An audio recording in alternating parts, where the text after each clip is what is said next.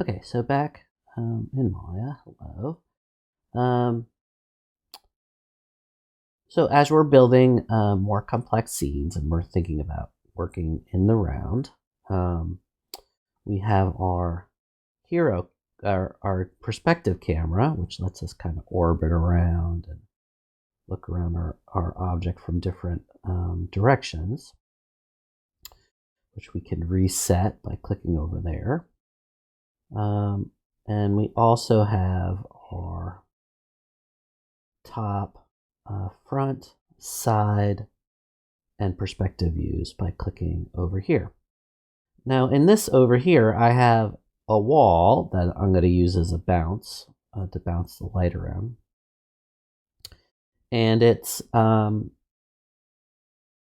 making it so I can't see my object. So what I can do is hit 4, or I can select over here. These are the different view options I have.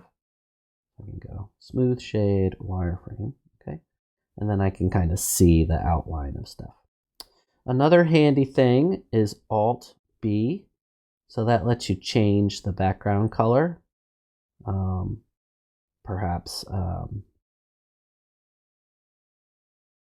so something's more visible. You can also turn the grid on and off if it's getting a little messy. This is. Right. Okay, so let's make a little geometry here. I'm gonna grab my curve. I'm gonna do sweep mesh. I'm gonna do a rectangle. Quarter radius down. I have caps. I'm gonna turn on distribution. 4 square. And maybe bring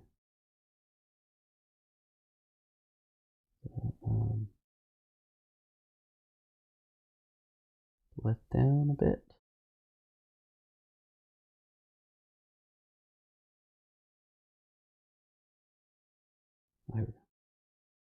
Profile down a bit. Width.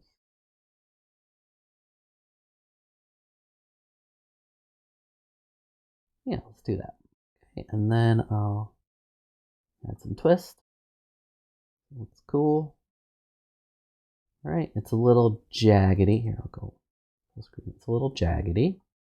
So if I want a little more resolution, I go to Sweep Mesh Creator, Precision, and I turn it up. All the way is gonna get really heavy, so somewhere around here looks pretty good. Yeah, now we have this twisty Twizzler ampersand thing. So the next step is getting it ready to render. All right. Okay, so I have my perspective camera. I need my perspective camera to keep moving around. So as we're starting to compose a shot and put the camera right where we want, we don't want to have to tie up the perspective camera. We're going to want to leave it alone. So what we're going to do is I'm going to turn on the resolution gate. That lets me see what is actually going to happen in the frame. If you look here, we talked about frames. This frame is not a 16:9 frame, so we can't really know what's going to render until we have some way of knowing. And Maya lets you do that by turning on the resolution gate. The other thing we're going to need is another camera. So I'm going to hit duplicate, Command D, and I like to call my camera shot cam. Okay.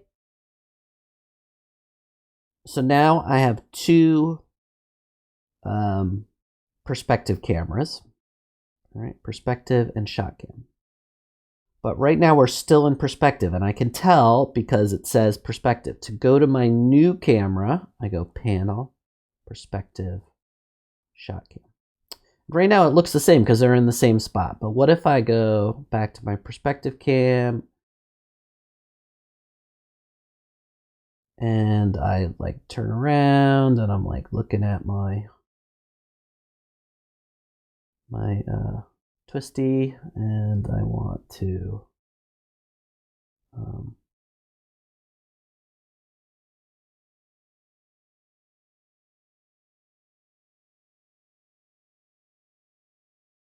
scale my instances a little and just kind of look at it from a few different angles, right?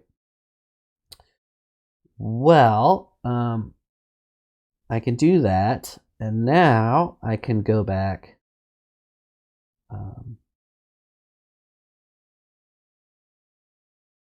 to my other camera, and it's back where I had it.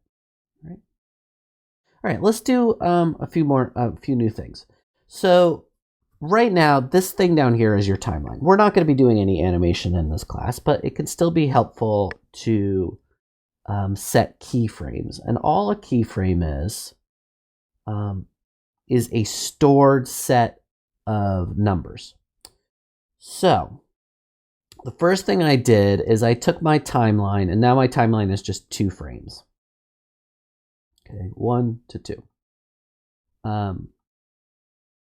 What I'm going to do is with my shot cam selected, I'm going to click on the channel box, and I'm just going to hit S. And if you look, everything turned red. Okay. So what I did is I set a keyframe. I stored all these values on the computer, and I like Maya wrote them down. It says, okay, on frame 1, store all these values. And what that lets me do is, let's say I, did something, or I like moved around. Oh no, my beautiful camera. What happened? If I grab the playhead and I move to another frame, it just goes right back to where it was. Right? Because I've stored the value. So then the question is, well, what if I wanted to change it? So what I could do here, so let's say I want to zoom out a little bit, right? If you see, some are red and now some are this like salmony color. If I want to update that, I just go to that frame 1 again and hit S. All right. Okay, so now let's render this thing out. So I'm going to go to my eyeball. Now this looks a little different because we've updated Maya. And I'm going to hit play. Starts an interactive render. So things have changed around a little bit. It looks different, and the workflow's a little different. If I just say save image, I'm not going to have any option as to what kind of image I'm going to save. So we have to go over here. We've been saving EXRs, which are what we use in compositing, and they are amazing. However, you may have noticed that the colors shift a little bit. So in an effort to make everything we're looking at as consistent as possible, I'm going to change it to PNGs. Yep. And I'm going to say File, Save Image Options. I'm going to make sure the View Transform is set to this ACES 1.0 SDR. ACES is the Academy of Motion Picture, like the Oscars, the kind of standard for color correction, and there's a whole bunch of stuff that we could talk about there. For now, just change it to that. 8-bit formats only. File, Save Image, and I'm going to call this, I'm going to go to my digital imaging, 3D.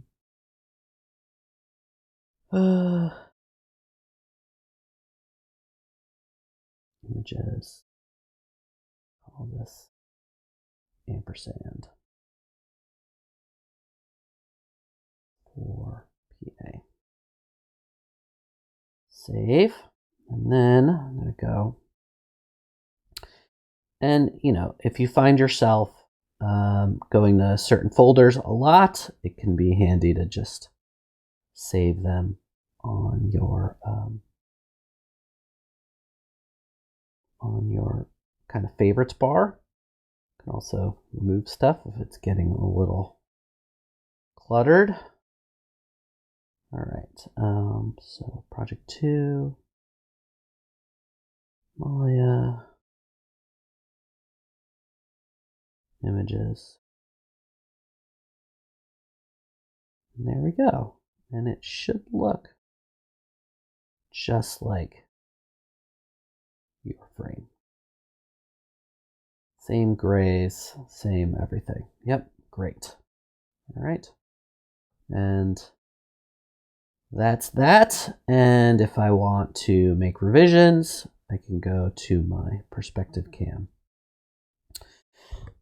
All right, so, with your sculptures, and this is true in reality too, like the point of view is important, where you position the camera to photograph it is important, as is the lighting. So there's kind of three, the point of view of the viewer, the lighting itself, and the object all work in conjunction with each other. Okay,